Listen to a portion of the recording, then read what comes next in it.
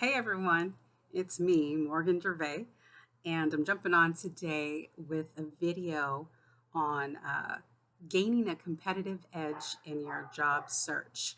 And so I wanted to talk about that and a couple of things that you may or may not be aware of.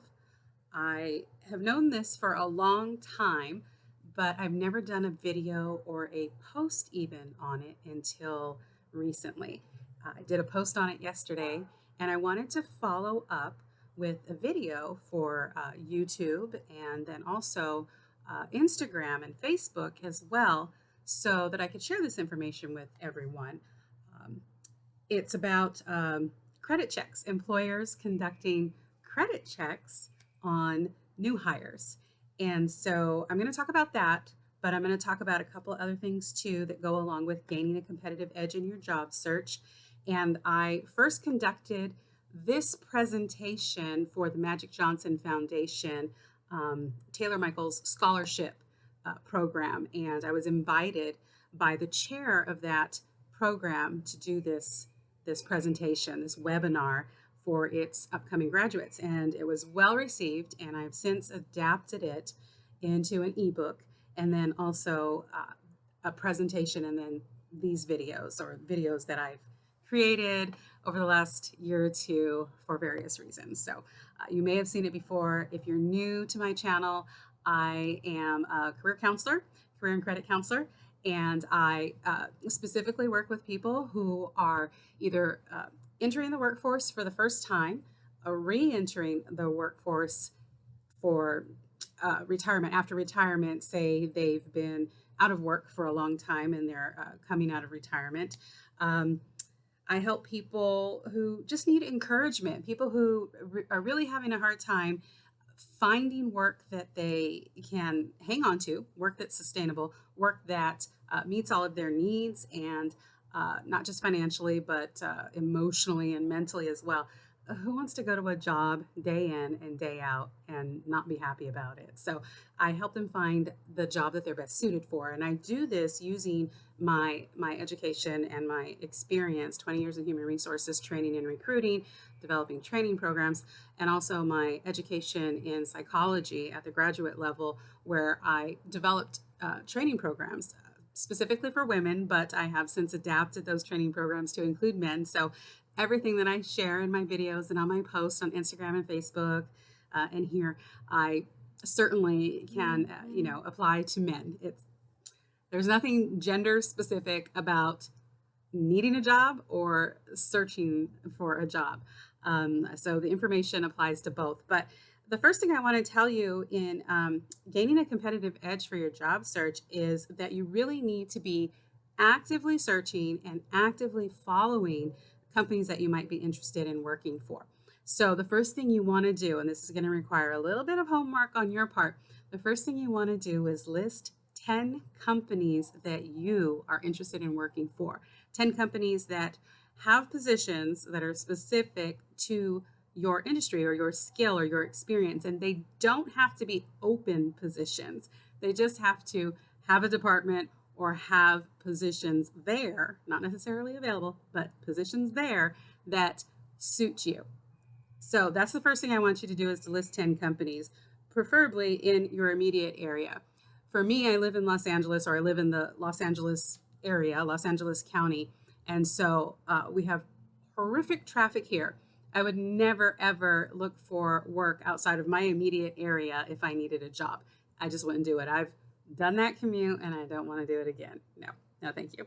So list 10 companies, follow them on social media, follow them everywhere that they are. Just follow them, stalk them, if you will, professionally, of course, but stalk them, follow them, and comment on their post with more than just emojis. Of course, I'm guilty of doing this myself. I often comment on people's posts with just an emoji, clapping my hands, yay, or a smiley face, or heart eyes, because I love the content that they're putting out. But when you're wanting to work for a particular company, you want to do more than just post an emoji. You want to actually engage with them. So comment on their post and make sure that your spelling and grammar are correct. It's important. It's not like, oh, it's just social media or it's just Facebook or I'm just talking to my friends or my family. It's not like that. When you're engaging with a potential employer, you want to make sure that you cross your T's and you dot your I's. Okay. You want to connect with someone there. You can reach out to someone. Maybe you have a mutual connection through LinkedIn. You want to be introduced. You want to make sure that you can connect with someone who's already working for the company who might be able to shed some light on how you might be able to get your foot in the door or shed some light on upcoming openings.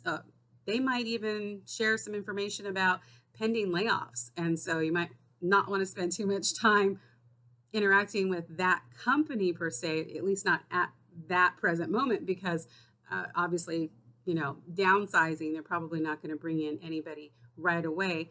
But then again, there are times when a company will lay off or downsize its, senior people, its senior staff, because their salaries are high and they want to save money. So they'll bring in a junior person, have that person train up to fill that position and pay them about half what they were paying that senior person. It's sad, I know, but it happens a lot. So just be careful about engaging with companies that might potentially have pending layoffs. You can still engage with them, but just don't spend too much time interacting with them. You want to get to know that person and the company culture. You want to find out what the company culture is like. If you do these things, you'll get a pretty good sense of the company before you even interview or apply with them. You might even find out that it's a terrible place to work and you wouldn't be happy there. So as far as LinkedIn is concerned, you want to take advantage of some of the things that some of the features that LinkedIn has to offer. And first, before I share that with you, I want to mention a lot of times I see people take their job description, cut and paste it, or their resume, cut and paste it, and put that into LinkedIn. That's not how you use LinkedIn. No. So you don't want to do that. What you want to do on LinkedIn is you want to show a little bit more of your personality. You want to show a little bit more of what you're capable of offering a company, what you can present to the company, what you can do for the company. So you want to think more in alignment with achievements, of course. But there's a feature that I want you to check out on LinkedIn, and that's the ability to write articles on LinkedIn, industry specific articles that you can just disseminate. You can distribute to all of your followers, all of your connections, and ask them for their feedback if you want, but you don't have to. You can just certainly post it there, publish it on LinkedIn and generate some interest there. And what that does is it adds value to you. It shows that you know what you're talking about, you know your industry. It could also show how current you are in your industry. So I would advise you to stay current in your industry, stay current, read articles, attend events, network, and then write a one-page article and share it with everyone on LinkedIn. But you don't want to just stop there. You don't want to just write one article. So you're going to have to commit to writing articles on a regular basis. And articles aren't like posts. They're a little more in depth, a little more detailed. But with an article, I would say, commit, I think, at least to writing one article a week might be a good place to start. You don't have to write an article every day. Like I said, it's not like posting to Facebook or Instagram. It's not like that, but you do want to be consistent. You want to be intentional about these actions. You want to be intentional about putting yourself out there and be consistent in putting your best face forward. You want people to really get to know you and what you're capable of. So you can look at industry specific news, industry specific magazine articles. You can always just use Google. Google will pull up all kinds of information that will be helpful to you creating valuable content to put out on LinkedIn. Company awards. That's what I wanted to mention. sometimes it's important to know what's going on specifically with that company.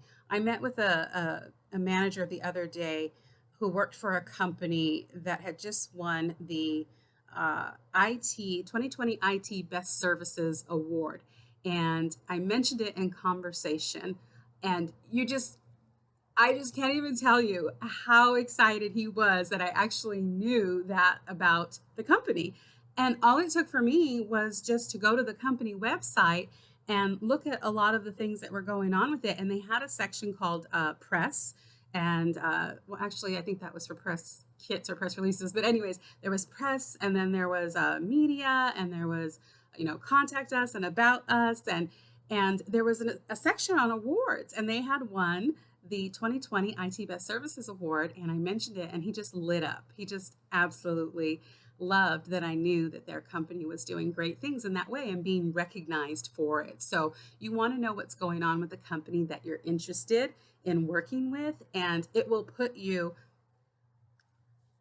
heads above everyone else who's applying for the same position. Trust me. And it only takes a few minutes to look up information on their website.